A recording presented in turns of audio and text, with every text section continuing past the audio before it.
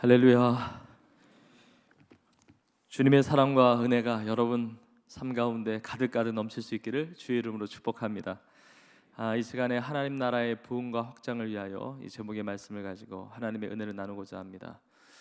저는 3일 동안 너무 행복했습니다. 금요일 또 토요일 오늘 이 주일까지 하나님이 너무나 사랑하시고 기뻐하시고 귀하게 여기시는 귀한 교회, 우리 선한청지기 교회에서 또 귀한 목사님 뵙고 또 귀한 성도님들과 함께 말씀을 나눌 수 있는 것 다 하나님의 은혜였고 저 개인적으로 큰 기쁨이고 감사이고 영광이었습니다.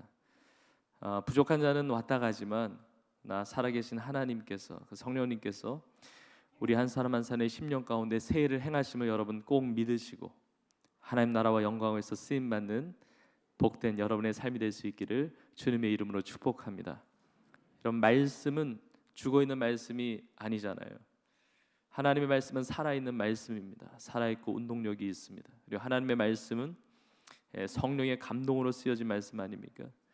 살아계신 하나님, 살아계신 성령님, 살아계신 주님, 오늘 이 시간 예배 가운데 함께하고 계시고 우리 심령이 함께하고 계시고 또 이 시간 이 말씀을 통하여 우리의 삶에 놀라운 그 변화와 또 치유와 회복과 문제 해결과 무엇보다 하나님이 주시는 놀라운 예비된 은혜를 다 부어주시기를 주님의 이름으로 축복합니다. 그러니까 예수님을 믿으면 하나님의 나라에 대한 관심이 생깁니다. 근데 예수님께서 하나님의 나라를 설명할 길이 없는 겁니다. 그래서 우리가 이해할 수 있도록 비유로 말씀하시는데 오늘 본문에 보니까 씨에 대한 비유를 하십니다. 씨는 굉장히 작습니다. 씨 뿌린 자가 나가서 씨를 뿌리는데 자는 중에 자고 깨고 자는 중에 이 씨가 자라는 겁니다. 씨가 어느덧 싹을 틔우고 그리고 그 이삭을 맺고 이삭 다음에는 또 이삭에 충실한 곡식이 되고 열매를 맺게 되고 낫을 되는 거죠. 이제 추수 때가 되니까 이제 낫을 되고 이 비유를 하십니다. 또 겨자씨에 대한 비유를 말씀하세요. 처음에는 모든 씨보다 땅 위에 어떤 것보다도 작은 것인데 그것이 어느덧 자라서 큰 가지를 내고 공중의 새들이 깃들일 만큼 크게 되었다는 겁니다. 하나님의 나라에 대해서 무엇을 말씀하시는가? 우선 씨는 굉장히 작은 겁니다. 주님께서 우리에게 주시는 메시지가 있지 않습니까? 우리는 큰 것을 좋아할 때가 많습니다. 저는 이제 한국의 안양 평촌 그 지역에 있는 세종교회를 목회하고 저도 그곳에서 살고 이번에 이제 미국에 방문하게 됐는데 우리나라 이름 자체가 대한민국이에요. 뭐 소한민국, 중한민국 그러지 않습니다. 성이 안 찹니다. 우리 큰 거 굉장히 좋아해요. 나라의 수장도 대통령이라고 그러고 그렇게 공부해서 들어가고 싶은 데가 대학교, 대학원이고 저희 교회 앞에 큰 도로도 있고 뒤에 좁은 골목도 있거든요. 근데 둘 다 대로예요. 그러니까 다 큰 걸 좋아해요. 우리는 하나님의 나라에 큰 거 좋아하죠. 세계 복음화의 비전, 복음적인 통일한국의 비전, 디아스포라 한인교회의 비전, 우리의 가정에 놀라운 그 비전, 다음 세대의 부흥, 뭐 이 땅에 놀라운 것들을 여러분 교회와 여러분의 삶에도 그런 비전이 있을 것입니다. 또 이번 집회를 통해서도 그런 많은 비전들을 함께 나누었습니다. 근데 예수님께서 말씀하시는 겁니다. 그 모든 것들은 작은 것에서부터 시작이 된다는 거죠. 하나님이 놀라운 비전을 이루어 가시지만 그것은 굉장히 작은 것부터 시작이 된다. 그래서 하나님의 사람은 성령의 사람은 굉장히 작은 것을 귀하게 여기는 겁니다. 우리 선한청지교회가 오늘 광고도 들어보니까 굉장히 자그마한 실천들을 하고 계시는데 이것이 작은 것이 아니라 이것이 하나님 나라의 너무나 귀한 실천이라는 겁니다. 우리는 작은 것보다는 이미 눈에 보이는 그런 열매를 기대할 수 있지만 열매가 하늘에서 그냥 뚝 떨어지는 것이 아니라 작은 것에서부터 시작이 된다는 겁니다. 작은 것에서 감사하고 작은 것을 귀하게 여기고 그 작은 것을 가꾸고 할 때 이것이 아름답게 자라서 열매를 거두게 된다는 거죠. 근데 예수님께서 이 씨에 대한 비유를 하실 때는 그만큼 작은 것이 중요한 거야, 작은 것이 소중한 거야, 이 메시지만이 있는 것이 아닙니다. 왜냐하면 세상에 작은 것들이 많은데 작은 것들이 다 귀한 것들은 아니잖아요. 먼지도 작고 뒷구도 작고 뭐 눈곱도 작고 뭐 이것저것 다 작은 것이 많은데 예수님께서 굳이 작은 것 중에 씨에 대한 비유를 하신 이유는 작은 것 자체가 중요하다. 뭐 이것 메시지보다 더 중요한 것은 그 작은 것 안에 생명이 있기 때문에 그렇습니다. 씨 안에 생명이 있는 거죠. 우리 안에 자그마한 그 씨가, 그것이 생명이 있기 때문에 자라나는 겁니다. 그런데 오늘 본문에서 이 작은 것, 이 씨, 이 생명이 있기 때문에 자라난다, 이것도 중요한 메시지인데 예수님께서 꼭 전달하고 싶으신 메시지가 있습니다. 그것이 무엇이냐? 씨가 저절로 자란다는 거죠. 예수님께서 굳이 겨자씨 비유를 말씀하시면서 또 다른 씨에 대한 비유를 덧붙여서 함께 말씀하신 이유는 그 메시지를 주시는 겁니다. 씨를 뿌렸습니다.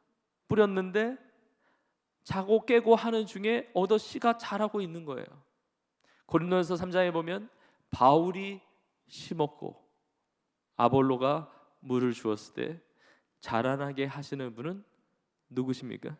하나님이시죠. 그러니까 내가 자라게 한다, 그거는 하나님의 나라가 아닙니다. 그건 사람의 나라예요. 그건 인간 나라입니다. 그건 세상의 나라예요. 하나님의 나라는 하나님이 자라게 하시는 것이죠.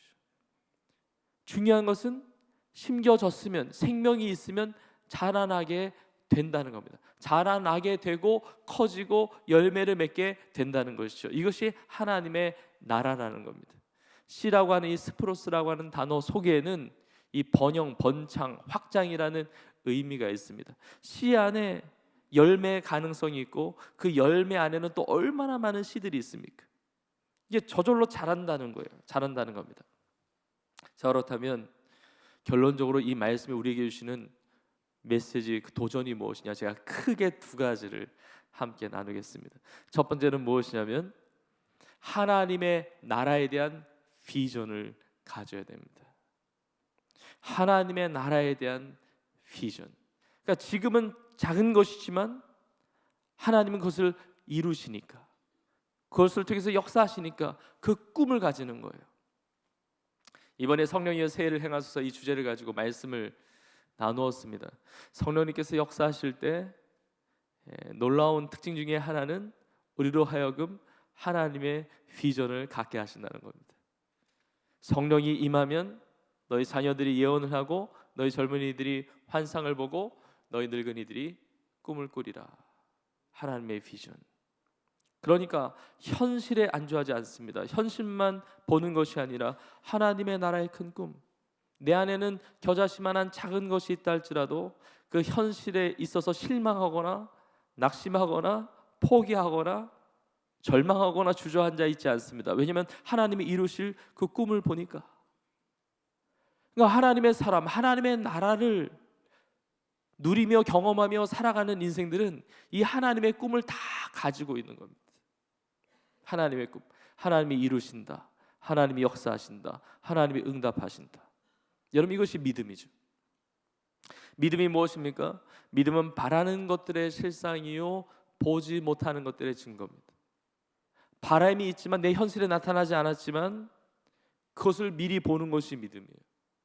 보지 못하는 것들의 증거가 믿음인 거죠.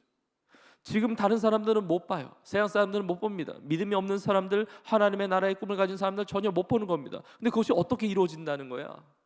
내 삶이 어떻게 달라진다는 거야? 어떻게 가정이 복음화된다는 거야? 어떻게 내 자녀가 주님 앞에 돌아온다는 거야? 어떻게 내 앞길이 열린다는 거야? 광야의 길이 나고 사막의 강을 낸다는 것? 그래, 그것이 어떻게 이루어진다는 거야? 하나님께서 디아스포라 한인 성도들을 어떻게 사용하신다는 거야? 대한민국 조금 남북으로 분단되어 있는데 어떻게 통일을 이루신다는 거야? 어떻게 복음으로 하나 되게 하신다는 거야? 어떻게 북한 땅에 언더그라운드 철치가 지상교회로 선다는 거야? 어떻게 세계 복음화가 이루어진다는 거야? 지금 현실은 아니잖아. 그러나 믿음의 사람은 그걸 본다는 거죠. 아니, 그렇게 된다는 증거가 있어? 증거가 있어? 증거가 있지? 믿는다니까? 보지 못하는 것들의 증거가 믿음일 정도로, 믿음을 증거로 내세울 정도로 이 믿음은 강력한 역사가 있다는 것입니다. 저는 성산년 청주교회 올해 표어가 뿌리 깊은 믿음이라는 걸 가지고 이렇게 나아가는 걸 보고 참 너무 감동이 됐습니다. 뿌리를 내린 것 땅 위에서는 안 보입니다. 근데 뿌리 깊은 믿음, 이건 반드시 역사하는 거거든요. 반드시 역사하는 거거든요. 여러분, 꿈을 잃지 마십시오.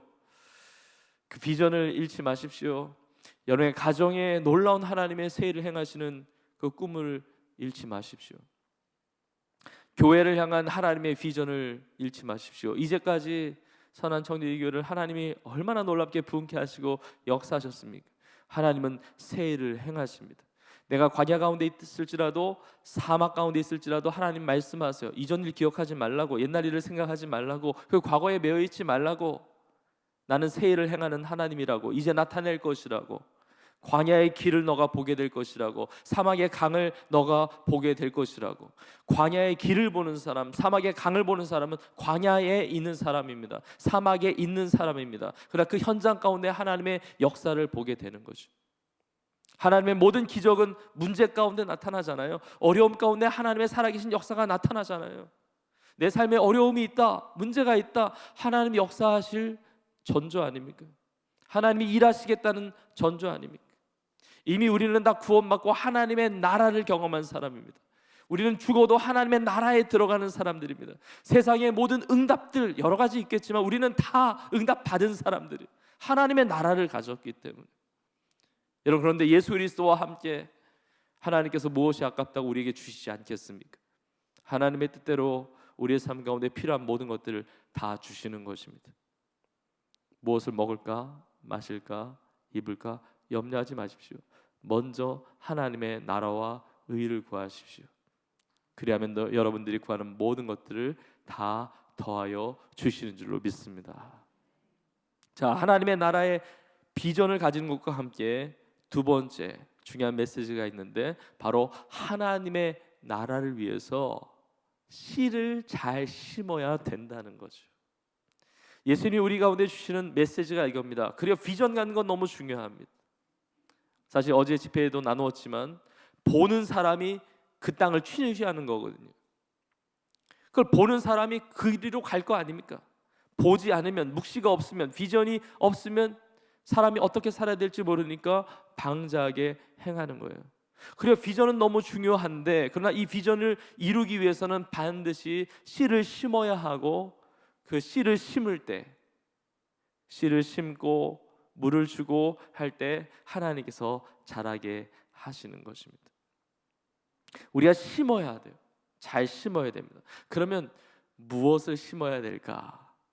제가 오늘 이제 이번 집회의 이제 마지막 메시지인데, 마지막으로 이 세 가지 씨에 대해서 심어야 될 것, 이것을 제가 잠깐 이렇게 나누겠습니다. 첫 번째는 하나님의 말씀을 심어야 됩니다. 저를 한번 따라해 보시겠습니까? 하나님의 말씀을 심어야 합니다. 그리고 그 씨라고 하는 것은 먼저 하나님의 말씀의 씨예요. 우리가 마가복음 4장에 있는 본문을 보았는데, 마가복음 4장 첫 부분에 씨 뿌리는 비유가 나옵니다. 씨 뿌린 자가 나가서 씨를 뿌려요. 더러는 길가밭에, 더러는 돌밭에, 더러는 가시떨기밭에, 좋은 땅에 떨어지는 씨도 있습니다. 예수님 이걸 다 해석을 해주시는데, 그 씨는 하나님의 말씀인 겁니다. 그 밭은 마음이죠. 우리가 좋은 마음이 될 때, 하나님의 말씀을 아멘으로 받을 때, 그 말씀에 순종할 때 30배, 60배, 100배의 결실, 열매를 맺게 되는 겁니다. 여러분, 하나님의 말씀의 씨를 심어야만, 그러니까 우리가 누리고 싶은 평강, 구원, 은혜, 기적, 치유, 축복, 그거 달라 그거 중요한 것이지만 말씀이 심겨지면 말씀 자체의 생명, 능력이 있기 때문에 그렇게 역사가 되는 겁니다. 내가 어떤 약을 먹으면, 진통제를 먹으면 이 통증이 사라지고, 감기약을 먹으면 감기가 떨어지고, 그러니까 약을 먹으면 그런 증세가 나타나듯이 하나님의 말씀을 먹으면 그 말씀의 생명의 역사가 내 삶에 나타나게 된다는 겁니다. 우리는 하나님의 말씀을 심어야 돼요. 하나님의 말씀을 심는다고 하는 것은 내 마음 가운데 받는 것인데, 그것은 말씀의 순종을 말합니다. 하나님의 말씀을 따를 때, 하나님의 말씀을 순종할 때 그때 열매를 맺게 되는 거죠. 아무것도 심지 않았는데 어떻게 거두겠습니까?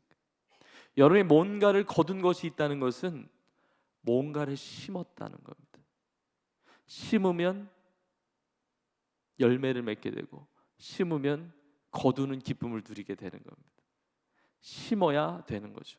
우리가 예수님을 믿는 것도 하나님의 말씀의 씨앗이 심겨진 겁니다. 베드로전서 1장에 보면 우리가 거듭난 것은 썩을 씨로 된 것이 아니라 썩지 아닌 씨로 된 것인데, 그 씨가 곧 하나님의 말씀이라는 겁니다. 하나님의 말씀을 들음으로 믿음이 생긴 거예요. 내가 믿음 가져야지, 이것도 중요하지만 하나님의 말씀이 들려지니까 믿음이 생긴 거죠. 말씀을 듣고, 말씀을 읽고, 말씀을 쓰고, 말씀으로 공부하고, 말씀을 묵상하고, 그러니까 말씀이 내 삶에 심겨질 때 열매를 맺게 된다는 겁니다.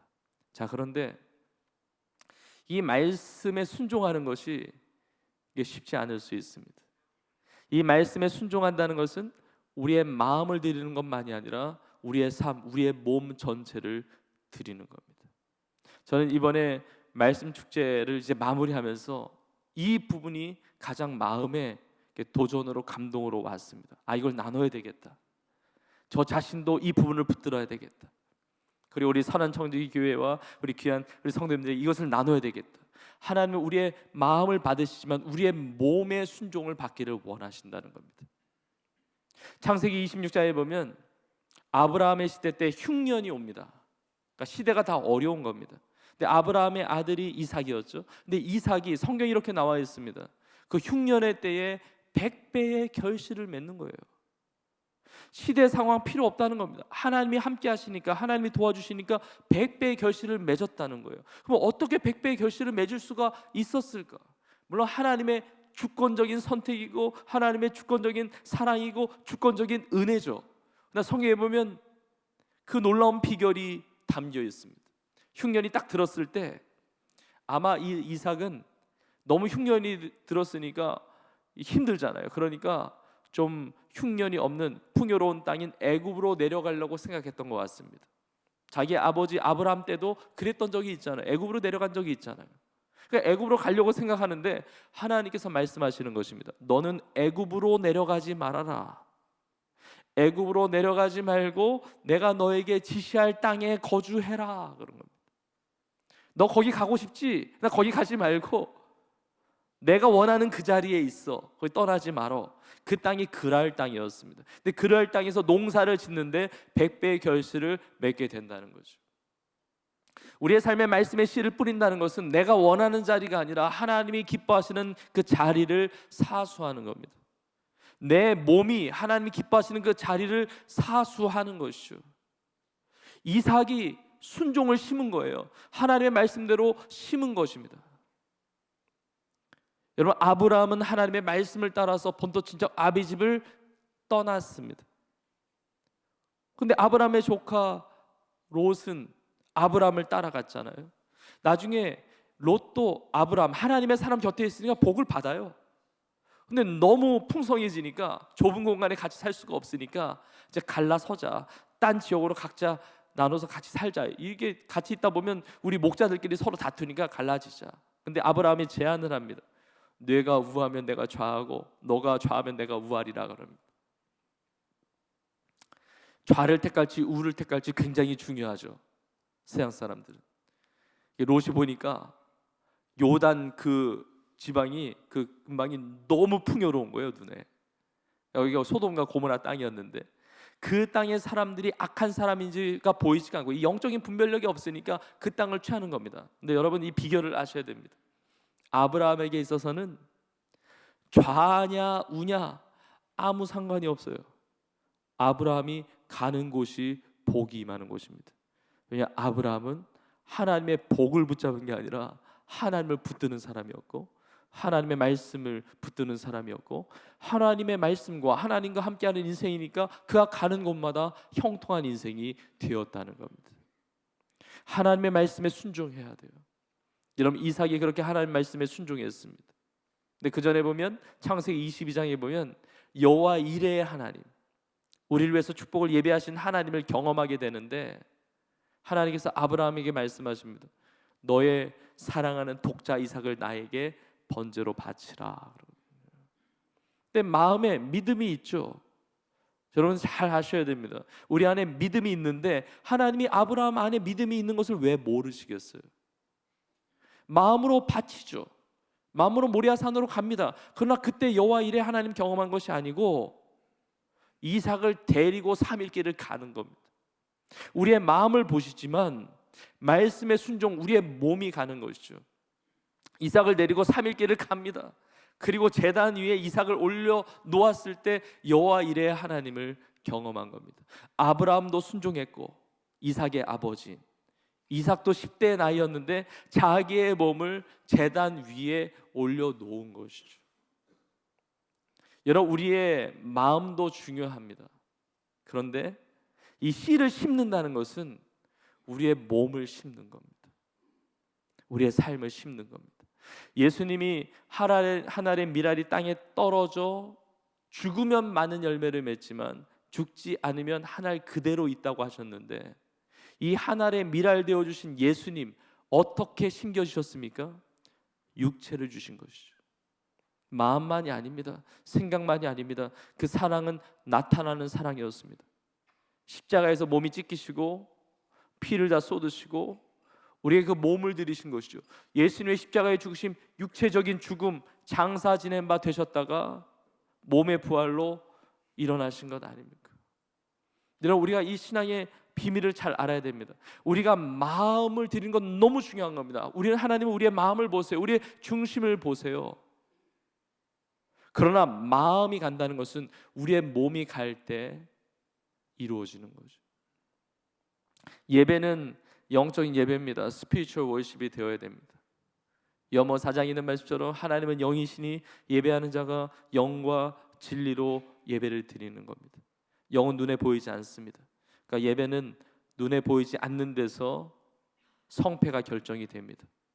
우리 아무리 겉모습에 괜찮아 보여도, 거룩해 보여도, 성결해 보여도, 깨끗하게 보여도, 말끔하게 차려입고 왔다 할지라도 예배의 결론은 우리의 심령에서부터 이루어지는 것이죠.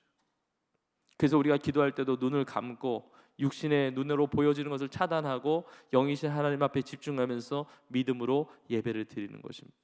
자, 그런데 영적 예배, 스피리추얼 월십은 또 다른 너무 중요한 측면이 있는데, 로마서 12장의 1절에 있는 말씀처럼 너희 몸을 하나님이 기뻐하시는 거룩한 산 제물로 드리는 것입니다. 이것이 너희가 드릴 영적 예배니라 말씀하세요. 저는 오늘 예배 시간에 예배당에 이렇게 몸이 나오신 여러분들 정말 한 분 한 분이 너무너무 귀합니다. 너무너무 귀해요. 몸에 순종을 드린 거거든요. 이렇게만 얘기하면 온라인으로 예배 드리신 분들이 굉장히 어려우실 수가 있어요.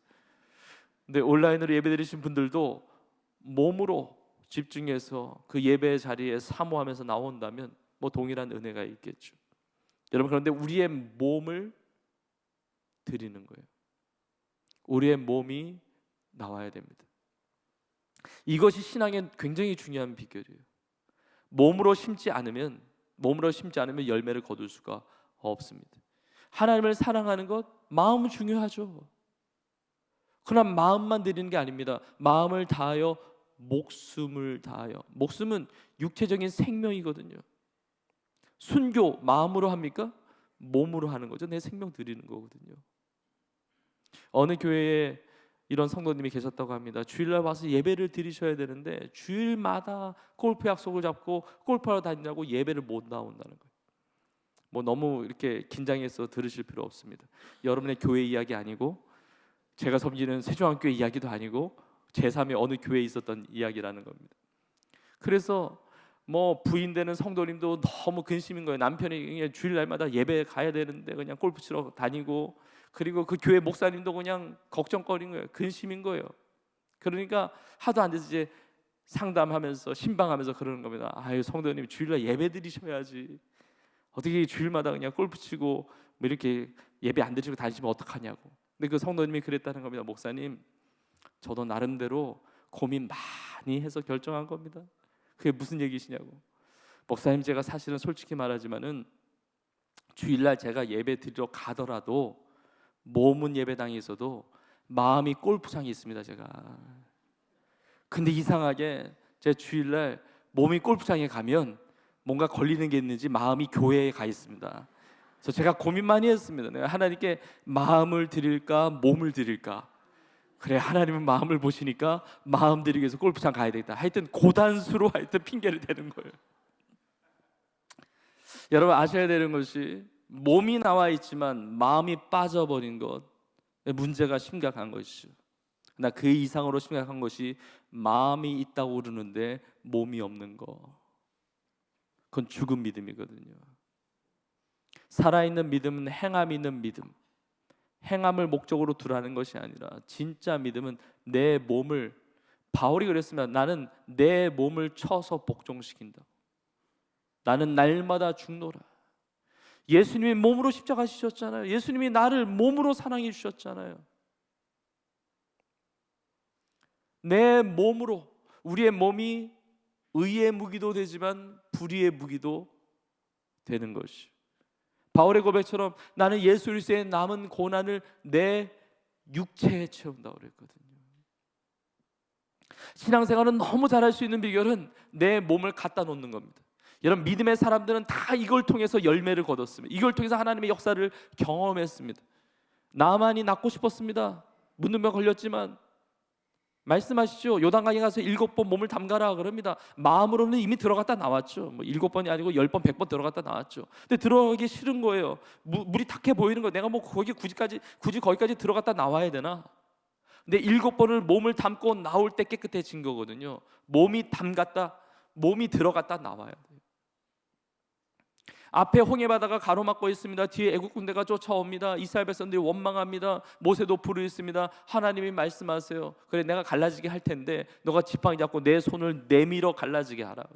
내 손을 내밀어. 하나님이 주권적으로 역사하실 수 있습니다.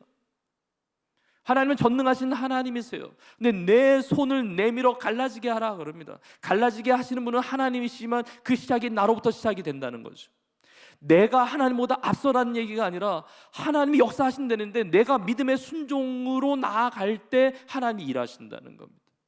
하나님이 역사하시는 하나님이세요. 하나님 기적의 하나님이십니다. 하나님이 지금도 살아 역사하십니다. 그런데 내가 아무것도 안 할 때 하나님이 역사하실 방도가 없다는 거죠. 하나님은 나에게 복을 주기를 원하세요. 하나님은 나를 잘되게 하기를 원하세요. 내가 하나님의 영광에서 살기를 원하십니다. 근데 내가 아무것도 안 하고 있으면 하나님이 일하실 여지가 아무것도 없다는 것이죠.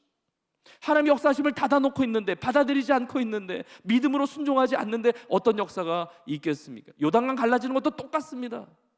요단강 갈라지면 좋겠다, 그래서 갈라진 게 아니고 발을 내디디니까 요단강이 멈추는 것이죠. 여리고성 무너지는 거, 뭐 몇 바퀴 돌면 무너지겠지, 마음과 생각으로 무너진 게 아닙니다. 직접 돌아야 되는 것이죠. 하루에 한 바퀴씩 주님 말씀하신 대로 7째 날 7바퀴를 돌고 외칠 때 무너지는 겁니다. 하나님이 말씀하신 그것에 순종할 때, 내 몸을 드릴 때, 어떤 것이든지. 근데 여기 이제 지혜가 있어요. 뭐냐면 이게 몸이 하나님 앞에 드려지는 게 쉽지 않습니다. 그래서 직분이 귀한 거거든요. 내가 받은 직분, 이 직분 감당 위해서 노력하는 거 아닙니까? 제가 목사가 아니면 주일날 이렇게 예배를 드리게, 굉장히 위험한 발언을 할 뻔했습니다. 목사가 아니더라도 예배를 드려야죠. 근데 목사니까 예배 안 나올 수가 없죠. 설교해 하게 되는 것이잖아요. 내가 그 리더가 아니었으면, 내가 그 직분을 없었다고 한다면 내가 얼마든지 내가 원하는 대로 신앙생활 편하게 할 수가 있습니다. 그런데 괜히 직분 받아가지고 힘들잖아요. 근데 힘든 게 아닙니다. 내가 직분을 지키는 게 아니라 직분이 나를 지켜줍니다. 내가 어떤 동호회 모임에 소속이 되면 거기에 내 몸이 가는 겁니다. 내가 어떤 여행을 위해서 개모임에 내가 무슨 뭐 돈을 하고 거기에 모임에 있다 그러면 내 몸이 여행지에 가 있는 겁니다. 내가 훈련의 자리에 있을 때, 내가 말씀의 자리에 있을 때, 내가 예배당에, 내가 성전의 자리에, 내가 정말 내 삶의 그 한복판에 내 몸을 믿음의 순종으로 나아갈 때 내 삶을 통해서 하나님이 일하시게 된다는 겁니다. 저희 교회는 지금 2월 달이 한 해 동안 이루어질 제자훈련 모집 기간이거든요. 근데 원래 지난주까지 모집 기간 마감이었는데 2주를 연장을 시켰습니다. 왜냐하면 조금이라도 한 분이라도 더 동참하면 좋겠다. 왜냐하면 신청을 해서 등록을 하면 1년이 가거든요. 1년이 가요. 송우영신 예배 때 한 해를 마무리하고 새로운 한 해를 시작할 때 회개합니다. 회개. 그렇죠. 회개할 수밖에 없는 것이 우리의 연약한 인생이에요. 근데 회개만 있으면 안 되죠. 하나님께 이루신 것에 대한 감사와 고백과 영광이 올려져야 되잖아요. 그러면 내 몸을 어디다 갖다 놔야 되는데, 여러분 훈련의 자리에 내 몸을 들여보십시오. 그냥 갑니다. 거기 말씀이 있어요. 거기 기도가 있습니다. 거기에 봉사가 있습니다. 헌신이 있습니다. 내 삶에 나도 모르는 사이에 자라게 됩니다. 내가 잘하려고 노력하는 게 아니라 그냥 그 자리에 있으면 자라가게 되는 거예요. 기도의 자리, 중보기도 팀원이 되고 그게 그냥 자라나는 거예요. 여러분, 하나님의 말씀 심으셔서 그 말씀에 내 마음뿐만이 아니라 내 몸을 들이고 순종하고, 그때 그 말씀의 역사 가운데 하나님께서 자라나게 하시고 열매 맺게 하시는, 이 하나님의 나라가 확장이 되고 부흥게 되는 이 놀라운 은혜를 체험하는 여러분 다 될 수 있기를 주의 이름으로 축복합니다. 여러분, 두 번째는 기도를 심어야 됩니다. 기도의 씨를 심어야 합니다. 여러분, 하나님께서 하나님의 나라를 이렇게 이루어 가실 때 기도를 통해서 이루시거든요. 예레미야서 33장에 보면 너는 내게 부르짖으라 내가 내게 응답하겠고 내가 알지 못하는 크고 은밀한 일을 내게 보이리라. 보이지 않던 것, 저 자신은 굉장히 작은 거에서 보이지 않는 것인데 보여지기 위해서, 나타나기 위해서, 하나님의 어떤 응답과 역사가 있기 위해서는 뭔가를 심어야 되는데 이 기도를 심어야 된다는 겁니다. 부르짖어라 응답하리라. 그러니까 기도는 기도로 그냥 끝난 것이 아니라 기도 가운데 하나님의 응답이 있다는 거예요. 여러분, 응답이라고 그랬죠? 어떤 분이 그런 표현을 하더라고요. 기도하면 응답이 있다. 그러니까 기도하면 응이 금방 와요. 응은 됐어. 근데 답이 없네. 그러니까 하나님의 때가 있죠. 하나님의 방법이 있습니다. 그러나 반드시 기도는 하나님이 들으시거든요. 그리고 내가 부르짖어서 응답받았다, 이것도 맞는 말이지만 사실은 응답이 준비되어 있기 때문에 부르짖으라고 말씀하시는 거예요. 하나님의 아름다운 열매, 아름다운 하나님의 역사, 하나님의 응답, 기적 다 준비되어 있습니다. 기도의 씨를 심어야 되거든요. 그러면 응이 오고 하나님의 때에 답이 오는 겁니다. 응답, 이 시간에 바로 응답이 주어질 수도 있고, 아니면 하나님의 가장 좋은 때에 응답이 올 수도 있는 겁니다. 자, 그런데 기도도 마찬가지입니다. 기도는 생각으로 하는 게 아닙니다. 마음으로 하는 게 아니고 몸을 쳐서 복종시켜서 내 몸을 기도의 자리에 갖다 놔야 됩니다. 이것이 신앙의 비결이에요. 마태복음 26장에 보면 예수님 겟세마네 동산에서 기도하시는데 제자들에게 이렇게 말씀하십니다. 너희는 시험에 들지 않기 위하여 깨어 기도하라. 예수님은 기도하셨는데 제자들은 쿨쿨 잡니다. 3번씩이나 와서 예수님이 깨우세요. 예수님이 너무 안타까우셨는지 이렇게 말씀하십니다. 너희가 한시도 깨어 있을 수도 없더냐? 1hour, 한시도 정해진 그 시간 그렇게 결단하지 못하냐? 마음은 원이로되 육신이 약하도다. 마음은 원이로되 육신이 약하도다. 마음은 있죠. 우리 마음은 있습니다. 마음은 이미요 매일마다 몇 시간씩 기도 다 했을 거예요. 근데 마음은 원인데 육신이 약한 거예요. 그래요, 마음은 귀한 겁니다. 그러나 마음이 원이지만 육신이 깨어서 기도하지 못하면 능력은 없는 겁니다. 마음은 원이죠. 그러나 기도하지 못했으니까 능력이 없어요. 아무 열매가 없습니다. 마음은 원이죠. 베드로는 원했습니다. 예수님 부인하지 않기를 원했습니다. 다른 사람이 다 예수님 부인해도 나는 예수님을 떠나지 않겠습니다. 예수님 부인하지 않겠습니다. 죽기까지 주님 따르겠습니다. 마음은 원이죠. 그게 안 된다니까요. 결국 부인할 수밖에 없습니다. 계집 여종 앞에서 예수님을 저주하면서 맹세하면서 저주까지 합니다. 난 마음은 원이에요. 그런데 안 된다니까요. 기도에 내 몸을 들이지 않고서는 능력이 없다는 겁니다. 우리나라가 이렇게 복을 받은 이유가 무엇이겠습니까? 다른 것들 다 많이 있겠지만 기도의 야성이 있었죠. 우리나라 가난한 나라, 원조를 받던 나라, 전쟁의 폐허 가운데 무너졌던 나라, 어떻게 이렇게 하나님 놀랍게 성장하게 하셨습니까? 많은 사람들이 동의하기를 기도했다는 겁니다. 부르짖었다는 겁니다. 부르짖으니까 하나님이 역사하셨다는 것입니다. 하나님이 세우시고 하나님께서 역사하시는 나라예요. 전 세계 열방에 이렇게 놀랍게 하나님께 들어 사용하시고 이 K 문화와 K 영향력과 이 모든 것들을 세계 열방에 펼치시도록 이끌어 가신 것, 우리의 노력 물론 중요했겠지만 하나님의 역사하심인데 기도 아니면 이것이 불가능했다는 겁니다. 여러분, 기도를 심어야 됩니다. 기도를 심으면 하나님이 반드시 역사하시고 일하시는 줄로 믿습니다.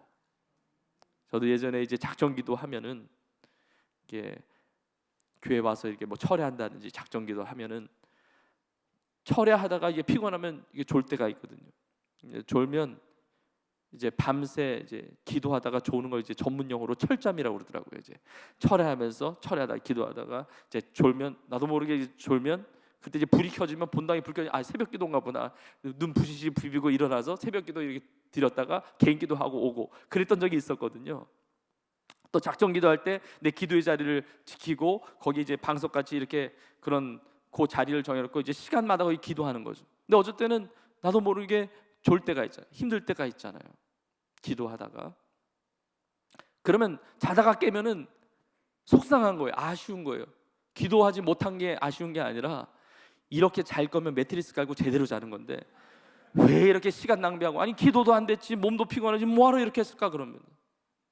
그런데 나중에 지나고 보니까 하나님께서 새로운 은혜를 받게 하셨는데 하나님 깨닫게 하신 게 뭐냐면 너가 그때 기도하다가 졸고 기도하는 내용 다 중요하지만 그러나 그 기도의 자리를 사수하는 것을 내가 봤다는 거예요.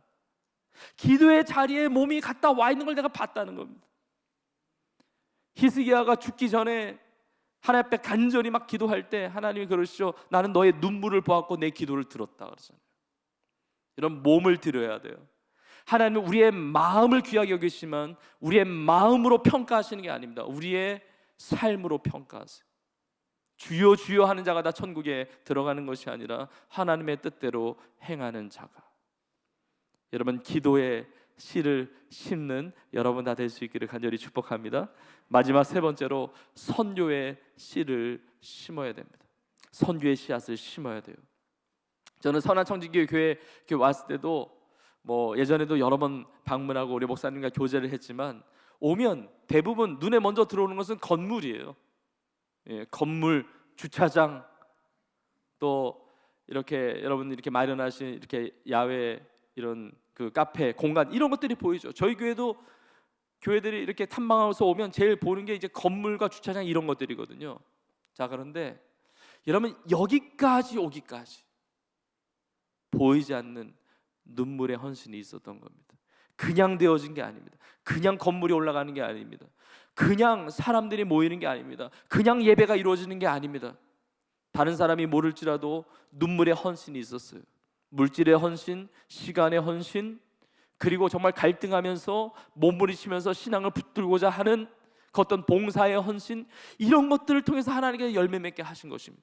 정말 뿌리를 내리고 씨를 심고 물을 주었기 때문에 나타난 것이지 열매가 어디서 뚝 떨어진 것이 아니라는 겁니다.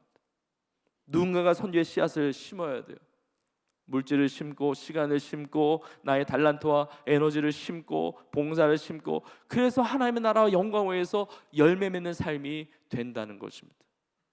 여러분 뭔가를 심어 오셨는데 여러분 새롭게 심어 보십시오. 여러분 누군가의 삶을 보면 감동이 될 때가 있죠. 간증. 야, 어떻게 저렇게 쓰임 받을 수가 있을까? 어떻게 저렇게 놀랍게 역사될 수가 있을까? 저분은 어떻게 이런 많은 응답들이 있을까? 반드시 그 안에는 심은 것이 있는 겁니다.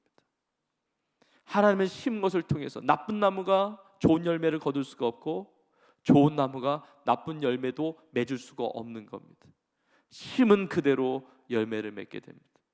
여러분 선교의 씨앗을 심으십시오.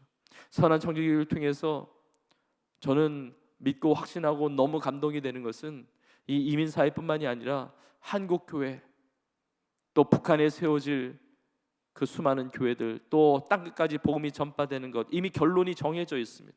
복음이 땅까지 전파되면 예수님 오세요. 근데 그때까지 하나님 쓰시는 교회가 있습니다. 여러분의 교회를 사용하시는데 여러분이 선교의 씨앗을 심을 때 아름다운 열매를 맺게 될 겁니다.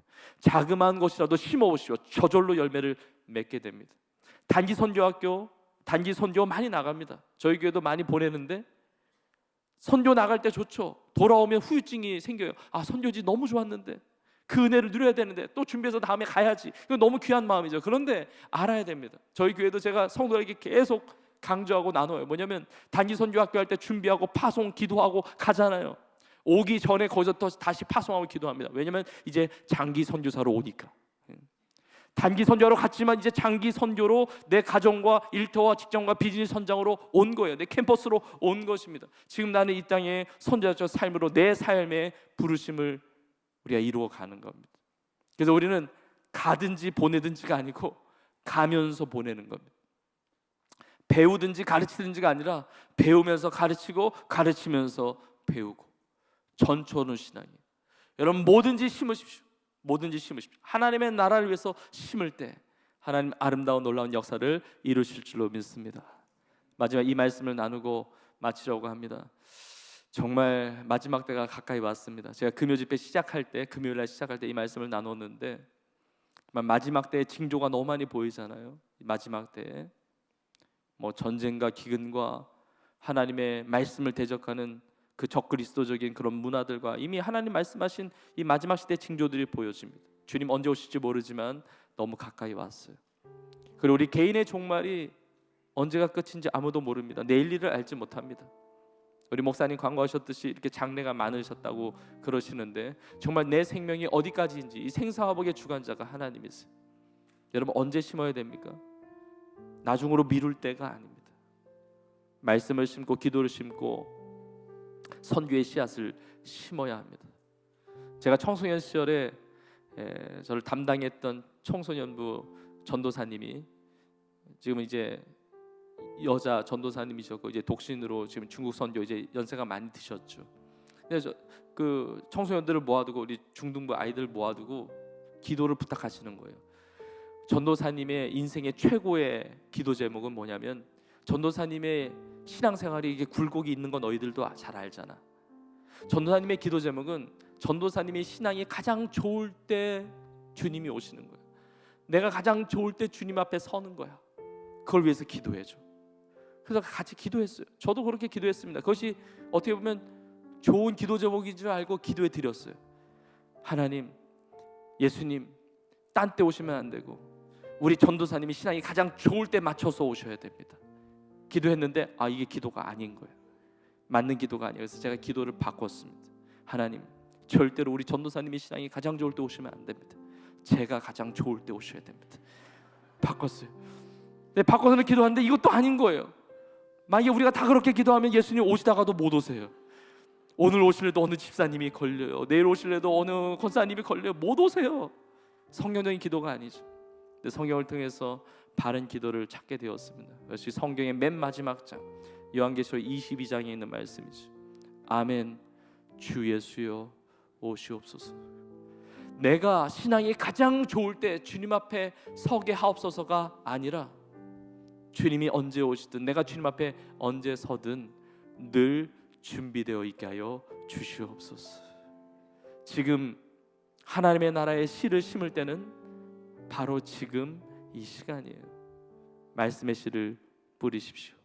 기도의 씨를 심으십시오. 선교의 씨앗을 심으십시오.